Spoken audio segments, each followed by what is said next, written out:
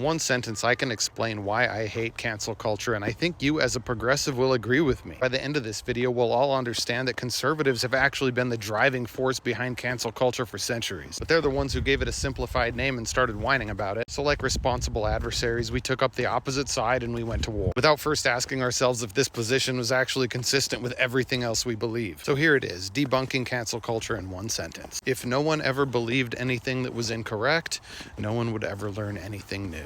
To be very specific here, if nobody said those incorrect things out loud, then no one would ever have a chance to have them corrected. I can think of nothing worse to the practice of critical thought than shaming people to live a life of quiet ignorance. This is why cancellation should never be our first response. Cancellation targets the messenger instead of the message, pushing the messenger and everybody who cares about them into a defensive posture. What we need to do is address the message. This is why we don't burn books, even the ones we hate. And this is the really critical reason why. When we go after the messenger and not the message, we forget what we cancel. It's already happening. I see celebrities and comedians almost every day and I think, was that person canceled or am I just remembering it wrong? And then if they were canceled, I have to remember, was it a real thing or a media thing? And at that point, when we attack the messenger and have forgotten the message, we create a martyr for the zealots to defend. We allow them to change the subject to the personality or even worse, to progressive emotions. This derails the opportunity for a teachable moment and instead creates a fight or flight situation for the person they think is being attacked. And then caught up in the process of trying to cancel complex people as everything else that person has ever done, including real contributions they may have made in the past that should not be canceled. Just look through history, look at the scandals, mistakes, and crimes of our founders. Then compare them to the prosperity they established against the backdrop of theocratic authoritarianism. Does Bill Clinton's affair cancel the economic prosperity he delivered? Does a comedian's addiction or conviction render any of their past jokes less funny? Of course not. When we allow people and all of our messy successes and failures to simply exist, we allow our collective selves to learn and grow from their mistakes. In those unforgivable mistakes, we already have a place for that. It's called prison. But even then, you don't have to look hard to find somebody who went to prison and then still chose to be a better person. Here's the thing, this isn't a new idea. This has been part of progressivism from the beginning. We have always believed in making mistakes, we've always believed in the diversity of thought, and we've always believed in redemption. We just didn't have a name for it because Republicans are the ones who take complex ideas and turn them into simplified mantras for the simplified masses. It's why they ban books, it's why they cancel history, it's why they cancel people, and it's why they cancel entire categories of thought, like burning witches and imprisoning heretics. They want us to forget what happened when Germans chased nationalism, when the Japanese chased theocracy, what happened when just 100 years ago children worked in slaughterhouses. Conservatives are so afraid of change, they'll cancel fictional characters in fantasy movies for having the wrong skin color, and then cancel actual characters from US history, just to reinforce whatever comfortable delusion they've created for their narrow minds. Fact is, cancel culture is not, has never been, and should never be a function of the progressive movement. And we should have never taken the bait and let them put us in the position to defend it in the first place when it's been their MO from the beginning.